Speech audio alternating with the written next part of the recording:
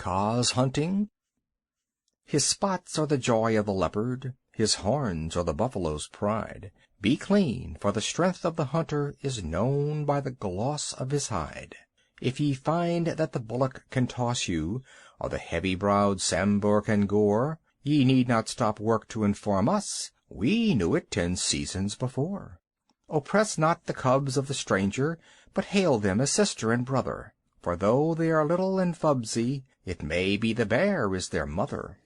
There is none like to me, says the cub in the pride of his earliest kill, but the jungle is large, and the cub he is small, let him think and be still. Maxims of Baloo.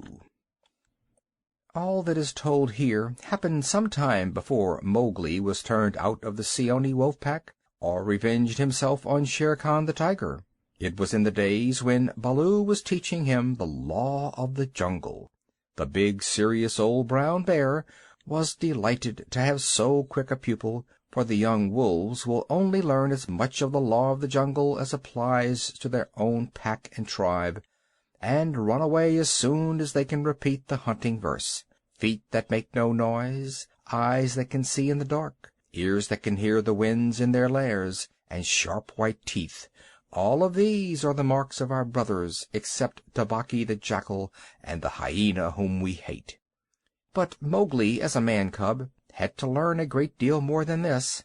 Sometimes Bagheera the Black Panther would come lounging through the jungle to see how his pet was coming on, and would purr with his head against a tree, while Mowgli recited the day's lesson to Baloo. The boy could climb almost as well as he could swim, and swim almost as well as he could run. So Baloo, the teacher of the law, taught him the wood and water laws, how to tell a rotten branch from a sound one, how to speak politely to the wild bees when he came upon a hive of them 50 feet above ground, what to say to Mang the bat when he disturbed him in the branches at midday, and how to warn the water snakes in the pools before he splashed down among them. None of the jungle people like to be disturbed, and all are ready to fly at an intruder. Then, too, Mowgli was taught the stranger's hunting call, which must be repeated aloud till it is answered, whenever one of the jungle people hunts outside his own grounds. It means, translated, "Give me leave to hunt here, because I am hungry," and the answer is, "Hunt then for food, but not for pleasure." All this will show you how much Mowgli had to learn by heart, and he grew very tired of saying the same thing over 100 times. But, as Baloo said to Bagheera one day, when Mowgli had been cuffed and run off in a temper, a man's cub is a man's cub, and he must learn all the law of the jungle. "But think how small he is," said the Black Panther, who would have spoiled Mowgli if he had had his own way. "How can his little head carry all thy long talk?" Is there anything in the jungle too little to be killed? No. That is why I teach him these things, and that is why I hit him very softly when he forgets. "Softly? What doth thou know of softness, old Iron Feet?" Bagheera grunted. "His face is all bruised today by thy softness. Huh!" "Better he should be bruised from head to foot by me who love him, than that he should come to harm through ignorance," Baloo answered very earnestly. "I am now teaching him the master words of the jungle, that shall protect him with the birds and the snake people and all that hunt on 4 feet, except his own pack. He can now claim protection, if he will only remember the words, from all in the jungle. Is not that worth a little beating?" "Well, look to it then that thou dost not kill the man-cub. He is no tree trunk to sharpen thy blunt claws upon. But what are those master words? I am more likely to give help than to ask it." Bagheera stretched out one paw and admired the steel-blue, ripping chisel talons at the end of it. "Still, I should like to know." "I will call Mowgli, and he shall say them, if he will. Come, little brother." "My head is ringing like a bee-tree," said a sullen little voice over their heads, and Mowgli slid down a tree trunk, very angry and indignant, adding, as he reached the ground, I come for Bagheera, and not for thee, fat old Baloo." "That is all one to me," said Baloo, though he was hurt and grieved. "Tell Bagheera, then, the master words of the jungle that I have taught thee this day." "Master words for which people?" said Mowgli, delighted to show off. "The jungle has many tongues. I know them all." "A little thou knowest, but not much. See, O Bagheera, they never thank their teacher. Not one small wolfling has ever come back to thank old Baloo for his teaching. Say the word for the hunting people, then, great scholar." "We be of one blood, ye and I," said Mowgli, giving the words the Bear accent which all the hunting people use. "Good. Now for the birds."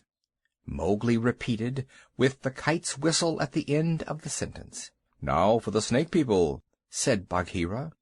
The answer was a perfectly indescribable hiss, and Mowgli kicked up his feet behind, clapped his hands together to applaud himself, and jumped on to Bagheera's back, where he sat sideways, drumming his heels on the glossy skin and making the worst faces he could think of at Baloo. "There, there, that was worth a little bruise," said the Brown Bear tenderly. "Some day thou wilt remember me." Then he turned aside to tell Bagheera how he had begged the master words from Hathi the wild elephant, who knows all about these things, and how Hathi had taken Mowgli down to a pool to get the snake word from a water snake, because Baloo could not pronounce it, and how Mowgli was now reasonably safe against all accidents in the jungle, because neither snake, bird, nor beast would hurt him. "No one then is to be feared," Baloo wound up, patting his big furry stomach with pride. "Except his own tribe," said Bagheera under his breath, and then aloud to Mowgli, "Have a care for my ribs, little brother. What is all this dancing up and down?" Mowgli had been trying to make himself heard by pulling at Bagheera's shoulder fur and kicking hard. When the two listened to him, he was shouting at the top of his voice, "And so I shall have a tribe of my own, and lead them through the branches all day long." "What is this new folly, little dreamer of dreams?" said Bagheera.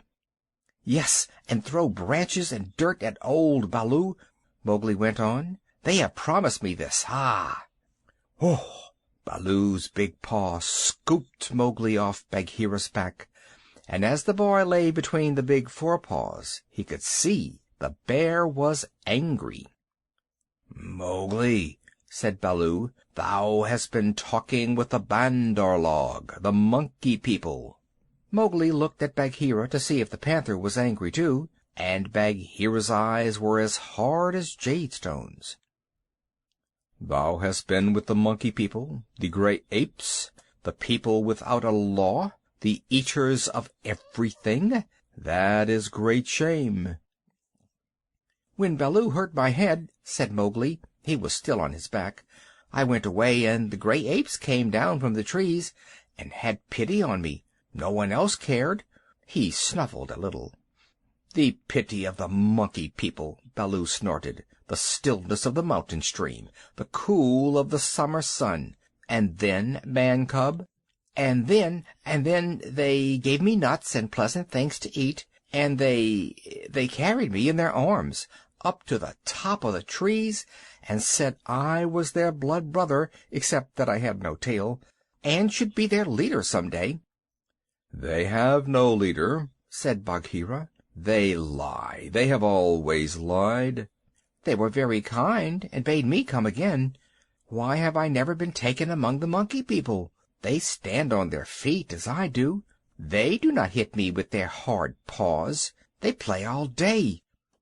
Let me get up, Bad Baloo. Let me up. I will play with them again." "Listen, man cub," said the bear, and his voice rumbled like thunder on a hot night. "I have taught thee all the laws of the jungle for all the peoples of the jungle, except the Monkey People who live in the trees. They have no law. They are outcasts. They have no speech of their own, but use the stolen words which they overhear when they listen and peep and wait up above in the branches. Their way is not our way. They are without leaders. They have no remembrance. They boast and chatter and pretend that they are a great people about to do great affairs in the jungle, but the falling of a nut turns their minds to laughter, and all is forgotten. We of the jungle have no dealings with them. We do not drink where the monkeys drink. We do not go where the monkeys go. We do not hunt where they hunt. We do not die where they die. Hast thou ever heard me speak of the Bandar log till to-day?" "No," said Mowgli in a whisper, for the forest was very still now Baloo had finished. "The jungle people, put them out of their mouths and out of their minds. They are very many, evil, dirty, shameless, and they desire, if they have any fixed desire, to be noticed by the jungle people. But we do not notice them even when they throw nuts and filth on our heads."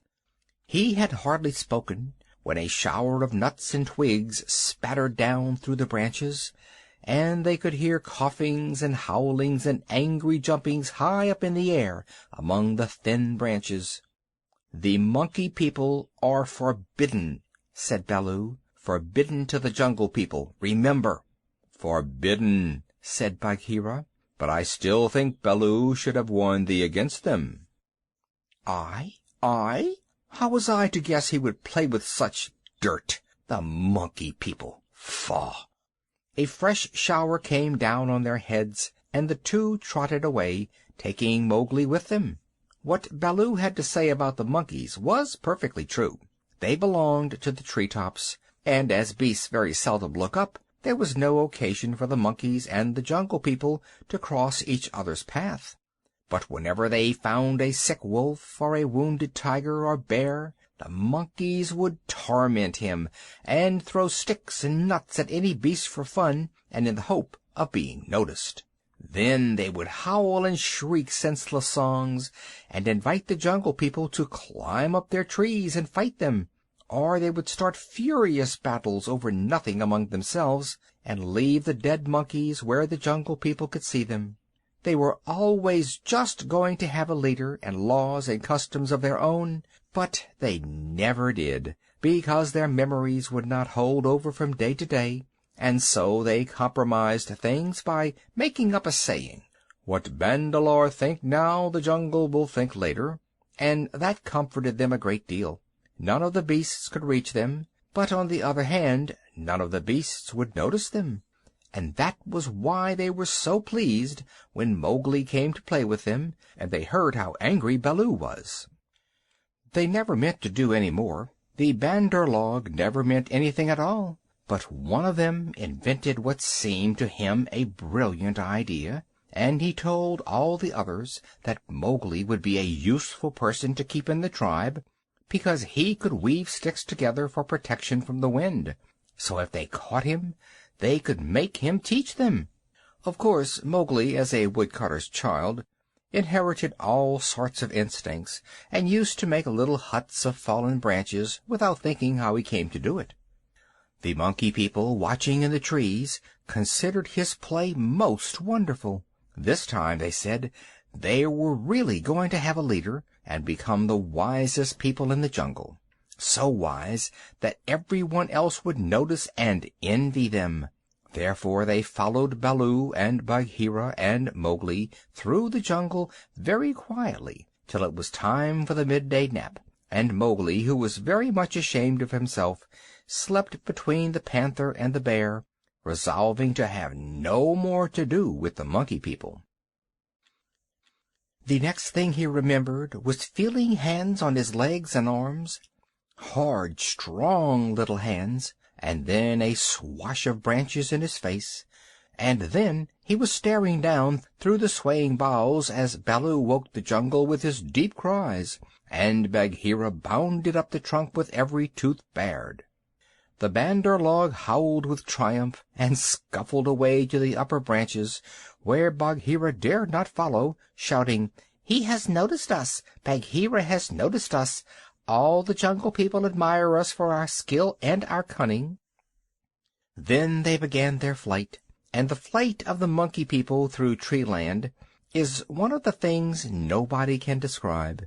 They have their regular roads and crossroads, up hills and down hills, all laid out from 50 to 70 or 100 feet above the ground, and by these they can travel even at night if necessary. Two of the strongest monkeys caught Mowgli under the arms and swung off with him through the tree-tops, 20 feet at a bound. Had they been alone, they could have gone twice as fast, but the boy's weight held them back. Sick and giddy as Mowgli was, he could not help enjoying the wild rush, though the glimpses of earth far down below frightened him, and the terrible check and jerk at the end of the swing over nothing but empty air brought his heart between his teeth. His escort would rush him up a tree till he felt the thinnest, topmost branches crackle and bend under them, and then, with a cough and a whoop, would fling themselves into the air outward and downward, and bring up, hanging by their hands or their feet, to the lower limbs of the next tree. Sometimes he could see for miles and miles across the still green jungle, as a man on the top of a mast can see for miles across the sea. And then the branches and leaves would lash him across the face, and he and his two guards would be almost down to earth again. So, bounding and crashing and whooping and yelling, the whole tribe of Bandar log swept along the tree roads with Mowgli their prisoner. For a time he was afraid of being dropped. Then he grew angry, but knew better than to struggle, and then he began to think. The first thing was to send back word to Baloo and Bagheera, for at the pace the monkeys were going, he knew his friends would be left far behind. It was useless to look down, for he could only see the top sides of the branches, so he stared upward and saw, far away in the blue, Ran the Kite, balancing and wheeling as he kept watch over the jungle, waiting for things to die. Ran saw that the monkeys were carrying something, and dropped a few 100 yards to find out whether their load was good to eat. He whistled with surprise when he saw Mowgli being dragged up to a treetop, and heard him give the Kite call for, "We be of one blood, thou and I." The waves of the branches closed over the boy, but Ran balanced away to the next tree, in time to see the little brown face come up again. "Mark my trail!" Mowgli shouted. "Tell Baloo of the Seeonee Pack and Bagheera of the Council Rock." "In whose name, brother?" Ran had never seen Mowgli before, though of course he had heard of him. "Mowgli the Frog. Man cub they call me. Mark my trail." The last words were shrieked as he was being swung through the air, but Ran nodded and rose up till he looked no bigger than a speck of dust, and there he hung, watching with his telescope eyes the swaying of the treetops as Mowgli's escort whirled along. "They never go far," he said with a chuckle. "They never do what they set out to do. Always pecking at new things are the Bandar log. This time, if I have any eyesight, they have pecked down trouble for themselves, for Baloo is no fledgling, and Bagheera can, as I know, kill more than goats." So he rocked his wings, his feet gathered up under him, and waited. Meantime Baloo and Bagheera were furious with rage and grief. Bagheera climbed as he had never climbed before, but the thin branches broke beneath his weight, and he slipped down, his claws full of bark. "Why didst thou not warn the man-cub?" he roared to poor Baloo, who had set off at a clumsy trot in the hope of overtaking the monkeys. "What was the use of half-slaying him with blows if thou didst not warn him?" "Haste, oh haste! We may catch them yet," Baloo panted. "At that speed? It would not tire a wounded cow. Teacher of the law, cub-beater! A mile of that rolling to and fro would burst thee open. Sit still and think. Make a plan. This is no time for chasing. They may drop him if we follow too close." "Harula, "Oh, they may have dropped him already, being tired of carrying him. Who can trust the Bandar log? Put dead bats on my head, give me black bones to eat, roll me into the hives of the wild bees, that I may be stung to death, and bury me with the hyena, for I am most miserable of bears. Arul, Allah, oh, Mowgli, Mowgli, why did I not warn thee against the monkey folk, instead of breaking thy head? Now perhaps I may have knocked the day's lesson out of his mind, and he will be alone in the jungle without the master words." Baloo clasped his paws over his ears and rolled to and fro, moaning.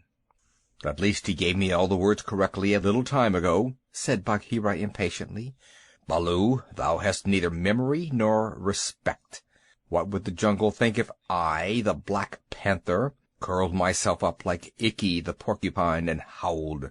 What do I care what the jungle thinks? He may be dead by now."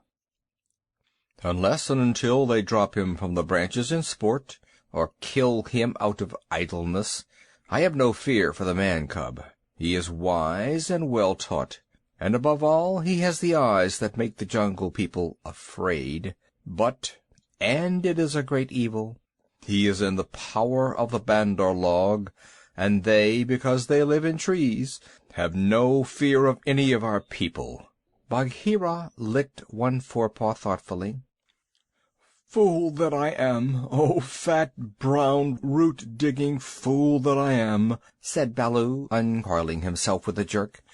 "It is true what Hathi the Wild Elephant says, to each his own fear.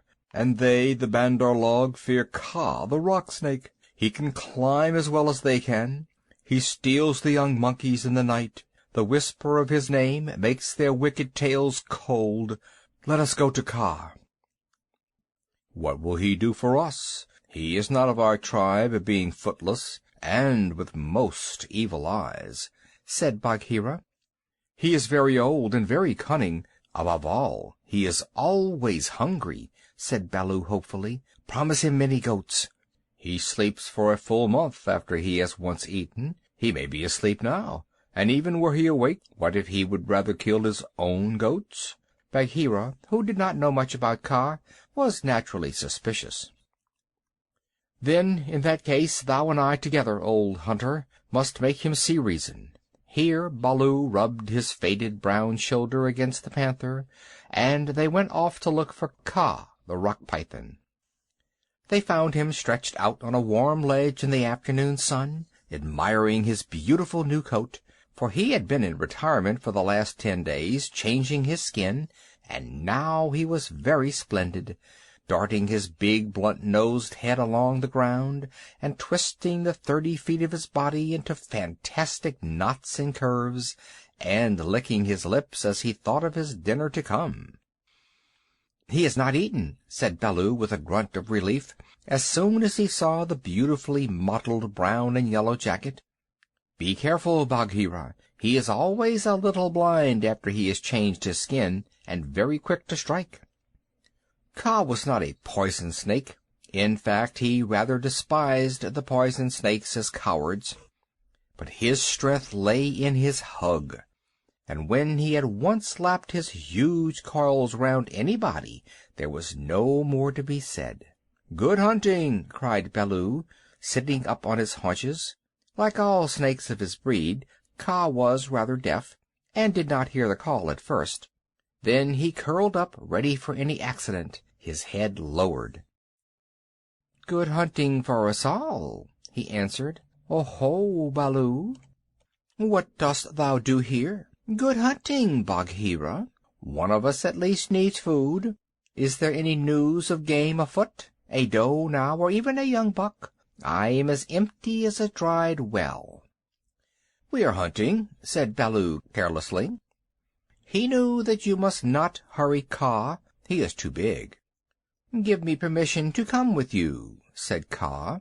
"A blow more or less is nothing to thee, Bagheera or Baloo, but I have to wait and wait for days in a wood path, and climb half a night on the mere chance of a young ape. Pshaw! The branches are not what they were when I was young. Rotten twigs and dry boughs are they all." "Maybe thy great weight has something to do with the matter," said Baloo. "I am a fair length, said Kaa with a little pride. "But for all that, it is the fault of this new-grown timber. I came very near to falling on my last hunt, very near indeed, and the noise of my slipping, for my tail was not tight wrapped around the tree, waked the Bandar log, and they called me most evil names." "Footless yellow earthworm," said Bagheera under his whiskers, as though he were trying to remember something. "Have they called me that?" said Kaa. "Something of that kind it was that they shouted to us last moon, but we never noticed them. They will say anything, even that thou hast lost all thy teeth, and wilt not face anything bigger than a kid, because they are indeed shameless, these Bandar log, because thou art afraid of the he-goat's horns," Bagheera went on sweetly. Now a snake, especially a wary old python like Kaa, very seldom shows that he is angry, but Baloo and Bagheera could see the big swallowing muscles on either side of Kaa's throat ripple and bulge. "The Bandar log have shifted their grounds," he said quietly. "When I came up into the sun today, I heard them whooping among the tree-tops." It is the Bandar log that we follow now," said Baloo, but the words stuck in his throat, for that was the first time in his memory that one of the Jungle People had owned to being interested in the doings of the monkeys. "Beyond doubt, then, it is no small thing that takes two such hunters, leaders in their own jungle, I am certain, on the trail of the Bandar log," Kaa replied courteously, as he swelled with curiosity. "Indeed," Baloo began, "I am no more than the old and sometimes very foolish teacher of the law to the Seeonee wolf cubs, and Bagheera here—" "Is Bagheera," said the Black Panther, and his jaws shut with a snap, for he did not believe in being humble. "The trouble is this, Kaa. Those nut-stealers and pickers of palm leaves have stolen away our man-cub, of whom thou hast perhaps heard." "I heard some news from Ikki. His quills make him presumptuous, of a man-thing that was entered into a wolf-pack, but I did not believe. Ikki is full of stories half heard and very badly told." "But it is true. He is such a man-cub as never was," said Baloo, "the best and wisest and boldest of man-cubs, my own pupil, who shall make the name of Baloo famous through all the jungles, and besides we love him, Kaa." "Tss, tss," said Kaa, weaving his head to and fro. "I also have known what love is. There are tales I could tell that—" "That need a clear night when we are all well fed to praise properly," said Bagheera quickly. "Our man-cub is in the hands of the Bandar log now, and we know that of all the Jungle People they fear Kaa alone." "They fear me alone. They have good reason," said Kaa. "Chattering, foolish, vain. Vain, foolish, chattering are the monkeys. But a man-thing in their hands is in no good luck. They grow tired of the nuts they pick and throw them down. They carry a branch half a day, meaning to do great things with it, and then they snap it in two. That man-thing is not to be envied. They called me also Yellow Fish, was it not?"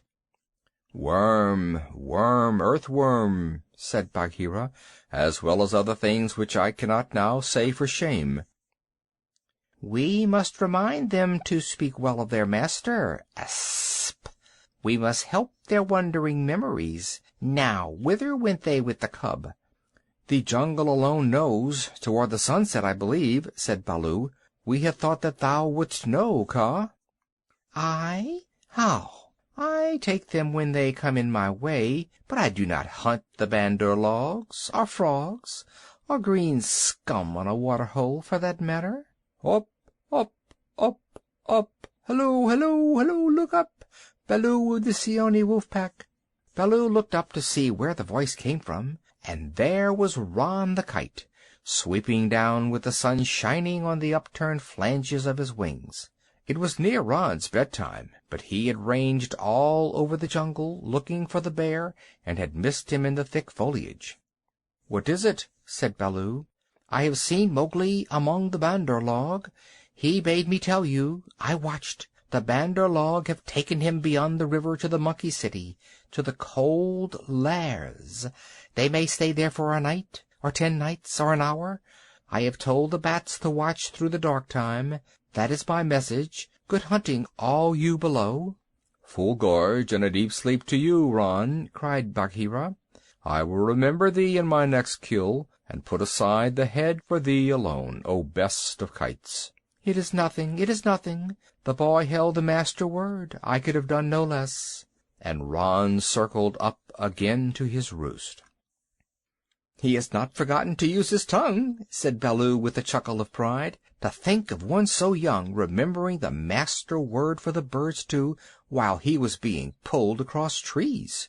"It was most firmly driven into him," said Bagheera. "But I am proud of him. And now we must go to the Cold Lairs." They all knew where that place was, but few of the jungle people ever went there, because what they called the Cold Lairs was an old deserted city, lost and buried in the jungle, and beasts seldom use a place that men have once used. The wild boar will, but the hunting tribes do not. Besides, the monkeys lived there as much as they could be said to live anywhere, and no self-respecting animal would come within eye-shot of it, except in times of drought, when the half-ruined tanks and reservoirs held a little water. "It is a half-night's journey at full speed," said Bagheera, and Baloo looked very serious. "I will go as fast as I can," he said anxiously. "We dare not wait for thee. Follow, Baloo. We must go on the quick foot, Kaa and I." "Feet or no feet, I can keep abreast of all thy four," said Kaa shortly. Baloo made one effort to hurry, but had to sit down panting, and so they left him to come on later, while Bagheera hurried forward at the quick panther canter. Kaa said nothing, but strive as Bagheera might, the huge rock python held level with him. When they came to a hill stream, Bagheera gained, because he bounded across while Kaa swam, his head and 2 feet of his neck clearing the water, but on level ground Kaa made up the distance.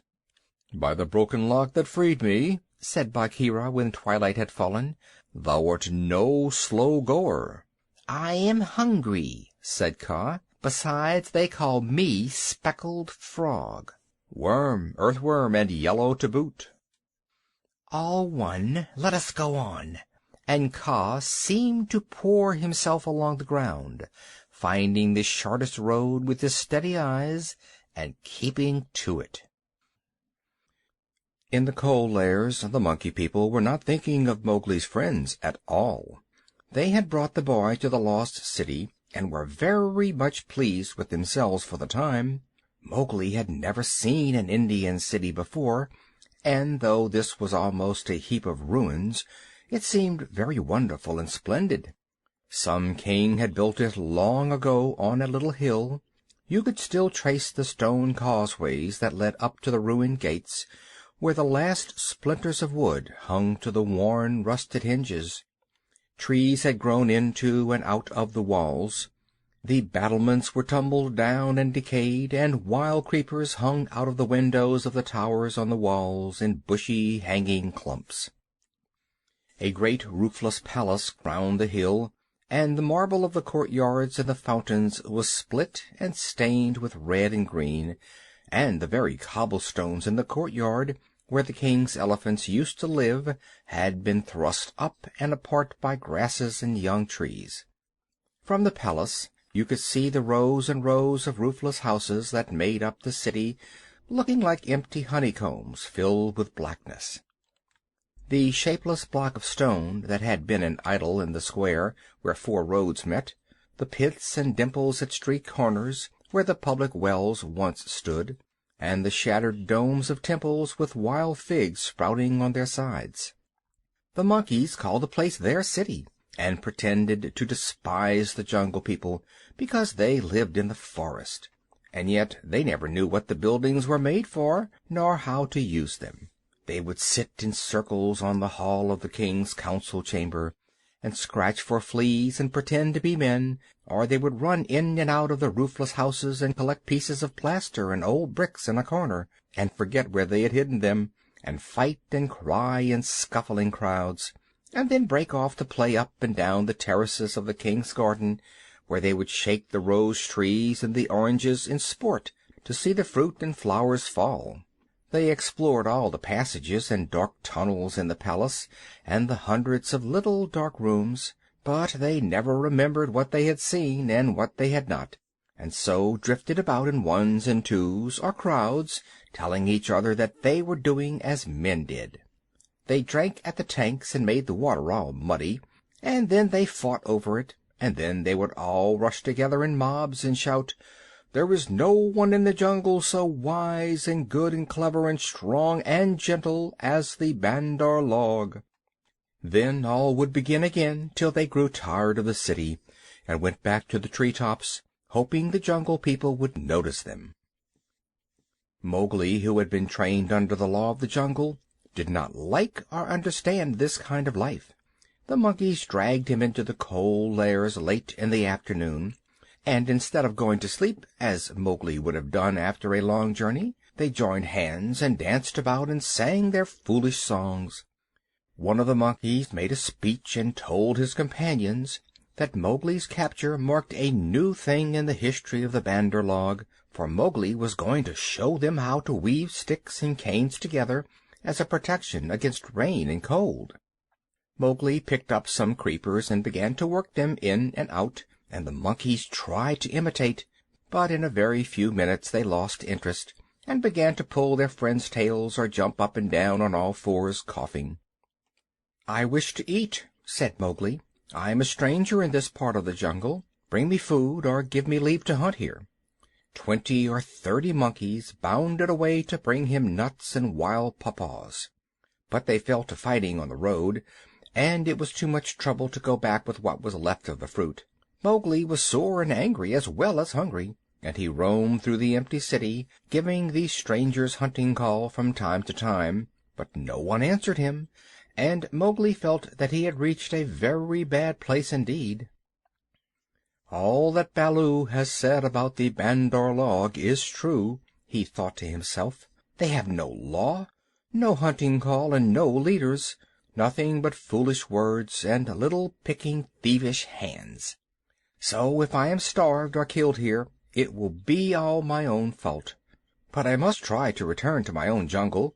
Baloo will surely beat me, but that is better than chasing silly rose leaves with the Bandar log." No sooner had he walked to the city wall than the monkeys pulled him back, telling him that he did not know how happy he was, and pinching him to make him grateful. He set his teeth and said nothing, but went with the shouting monkeys to a terrace above the red sandstone reservoirs that were half full of rain-water. There was a ruined summer house of white marble in the center of the terrace, built for queens dead 100 years ago. The domed roof had fallen in and blocked up the underground passage from the palace by which the queens used to enter, but the walls were made of screens of marble tracery, beautiful milk-white fretwork, set with agates and cornelians and jasper and lapis lazuli, and as the moon came up behind the hill, it shone through the open work, casting shadows on the ground like black velvet embroidery. Sore, sleepy, and hungry as he was, Mowgli could not help laughing when the Bandar log began, 20 at a time, to tell him how great and wise and strong and gentle they were, and how foolish he was to wish to leave them. "We are great. We are free. We are wonderful. We are the most wonderful people in all the jungle. We all say so, and so it must be true," they shouted. "Now, as you are a new listener, and can carry our words back to the Jungle People, so that they may notice us in future, we will tell you all about our most excellent selves."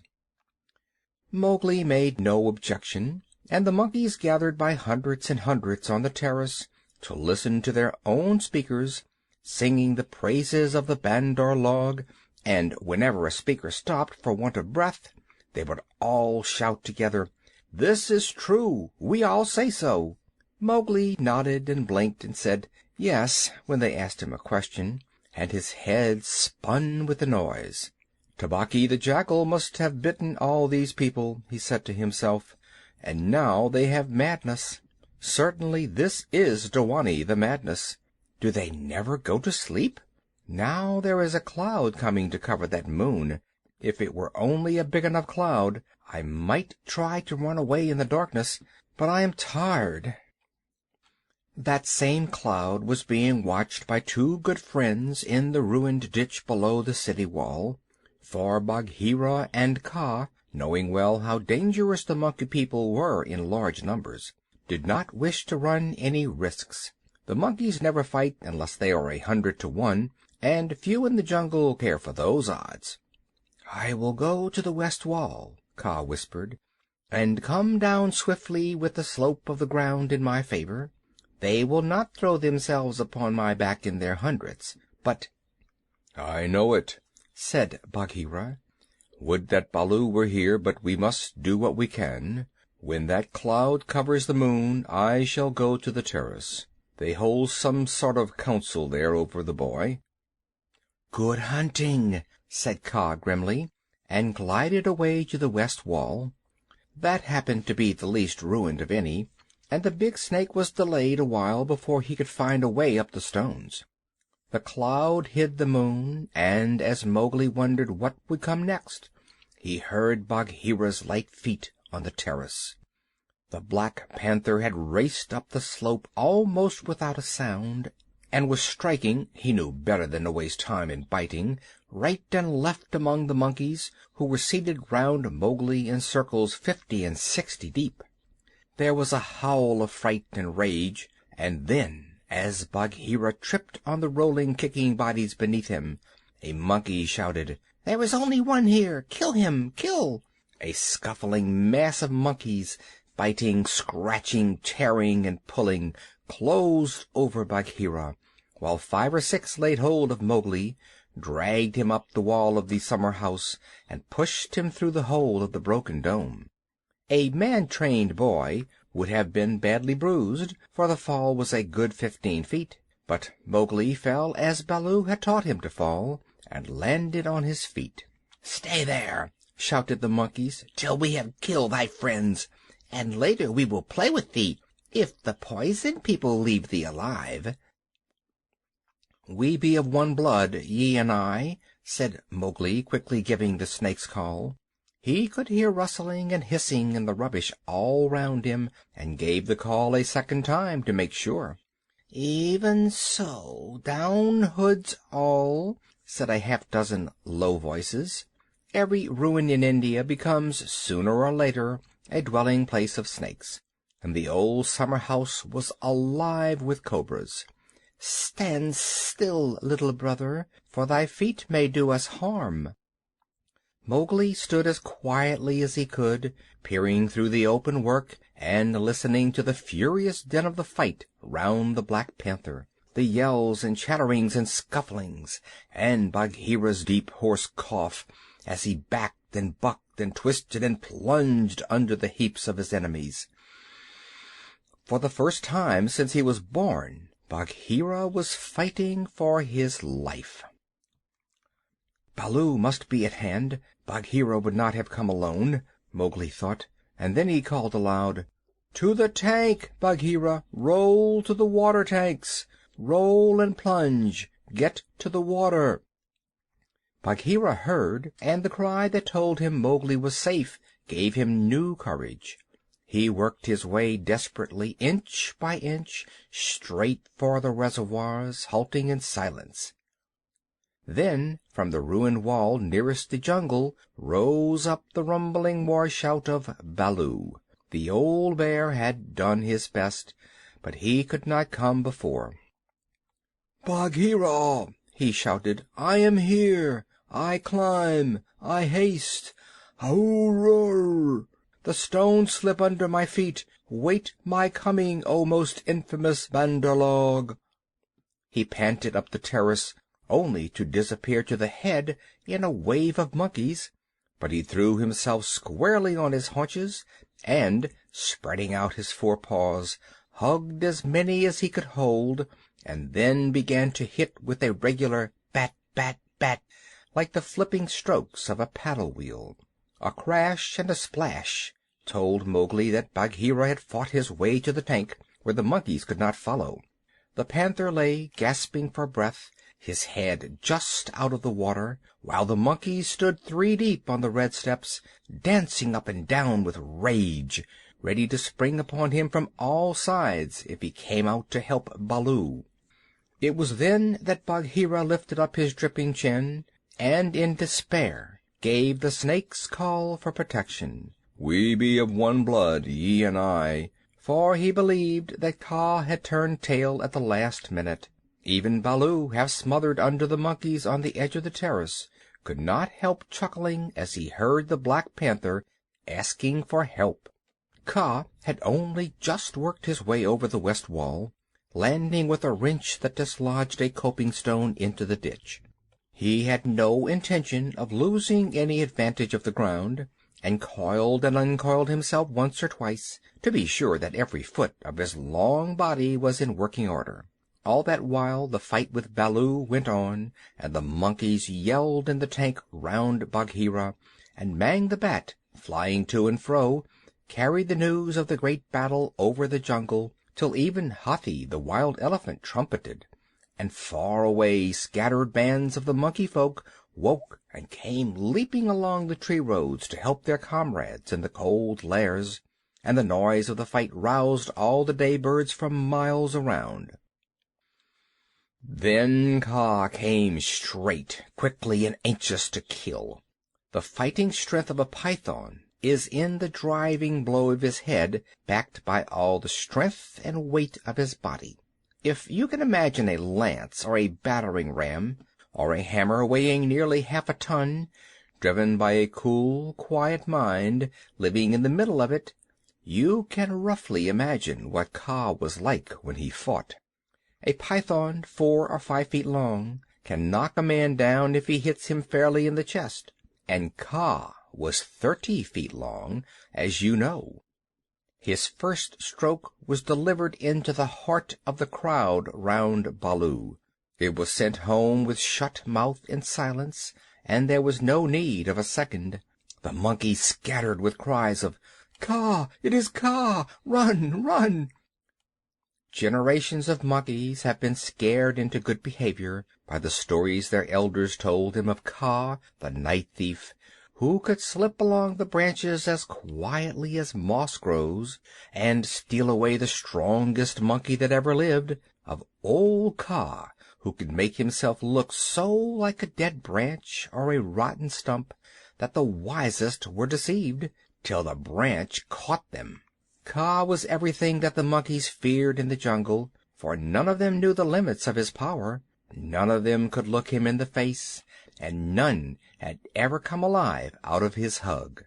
And so they ran, stammering with terror, to the walls and the roofs of the houses, and Baloo drew a deep breath of relief. His fur was much thicker than Bagheera's, but he had suffered sorely in the fight. Then Kaa opened his mouth for the first time, and spoke one long hissing word, and the far-away monkeys, hurrying to the defense of the Cold Lairs, stayed where they were, cowering, till the loaded branches bent and crackled under them.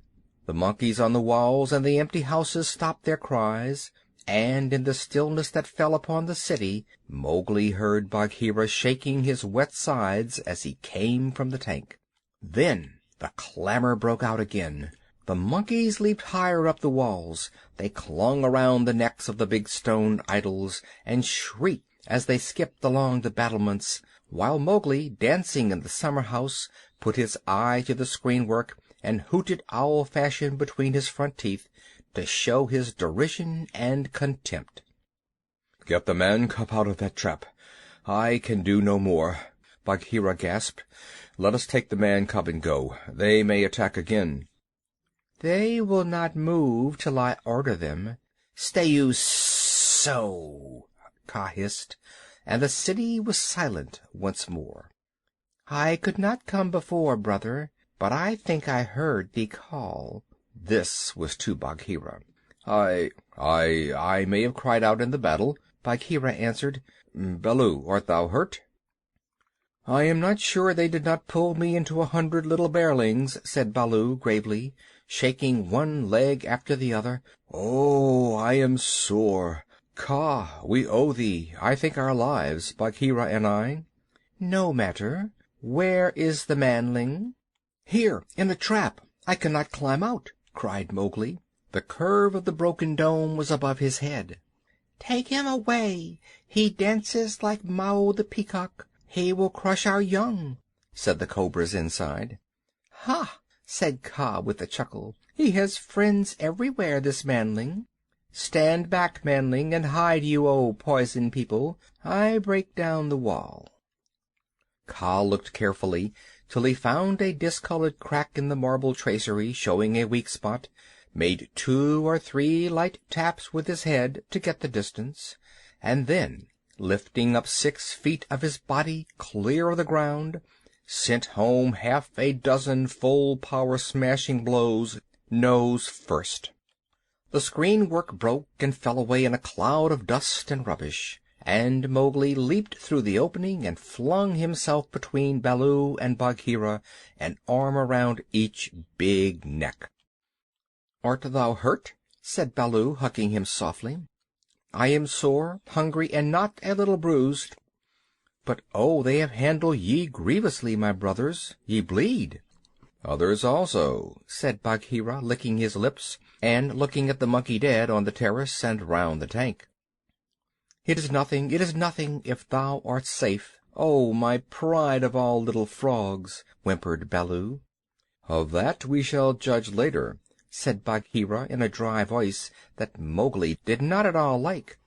"But here is Kaa, to whom we owe the battle, and thou owest thy life. Thank him according to our customs, Mowgli." Mowgli turned and saw the great python's head swaying a foot above his own. "So this is the manling," said Kaa. "Very soft is his skin, and he is not unlike the Bandar log. Have a care, manling, that I do not mistake thee for a monkey some twilight when I have newly changed my coat."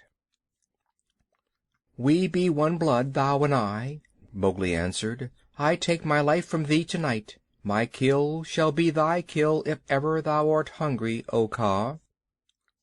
"All thanks, little brother," said Kaa, though his eyes twinkled. "And what may so bold a hunter kill? I ask that I may follow when next he goes abroad." "I kill nothing. I am too little, but I drive goats toward such as can use them. When thou art empty, come to me, and see if I speak the truth. I have some skill in these." He held out his hands. "And if ever thou art in a trap, I may pay the debt which I owe to thee, to Bagheera, and to Baloo here. Good hunting to ye all, my masters." "Well said," growled Baloo, for Mowgli had returned thanks very prettily. The python dropped his head lightly for a minute on Mowgli's shoulder. "A brave heart and a courteous tongue," said he. "They shall carry thee far through the jungle, manling. But now go hence quickly with thy friends. Go and sleep, for the moon sets, and what follows it is not well that thou shouldst see." The moon was sinking behind the hills, and the lines of trembling monkeys, huddled together on the walls and battlements, looked like ragged, shaggy fringes of things. Baloo went down to the tank for a drink, and Bagheera began to put his fur in order, as Kaa glided out into the center of the terrace and brought his jaws together with a ringing snap that drew all the monkeys' eyes upon him. "The moon sets," he said. "Is there yet light enough to see?" From the walls came a moan like the wind in the treetops. "We see, O Kaa." "Good. Now begins the dance. The dance of the hunger of Kaa. Sit still and watch." He turned twice or thrice in a big circle, weaving his head from right to left.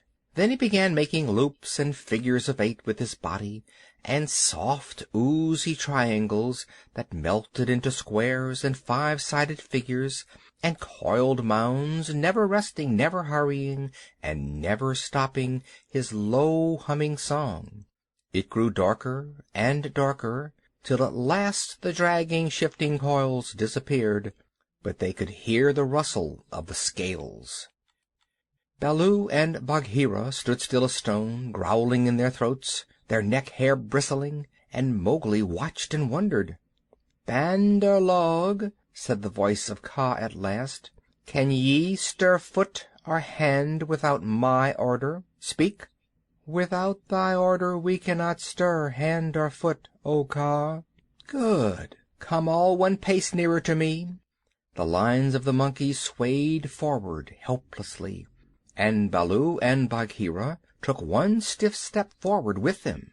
"Nearer," hissed Kaa, and they all moved again. Mowgli laid his hands on Baloo and Bagheera to get them away, and the 2 great beasts started as though they had been waked from a dream. "Keep thy hand on my shoulder," Bagheera whispered. "Keep it there, or I must go back. Must go back to Kaa. Ah!" "It is only old Kaa making circles on the dust," said Mowgli. "Let us go." And the 3 slipped off through a gap in the walls to the jungle. "Ooh!" said Baloo, when he stood under the still trees again. "Never more will I make an ally of Kaa," and he shook himself all over. "He knows more than we," said Bagheera, trembling. "In a little time, had I stayed, I should have walked down his throat." "Many will walk by that road before the moon rises again," said Baloo. "He will have good hunting, after his own fashion." "But what was the meaning of it all?" said Mowgli, who did not know anything of a python's power of fascination. "I saw no more than a big snake making foolish circles till the dark came, and his nose was all sore. Ho ho!"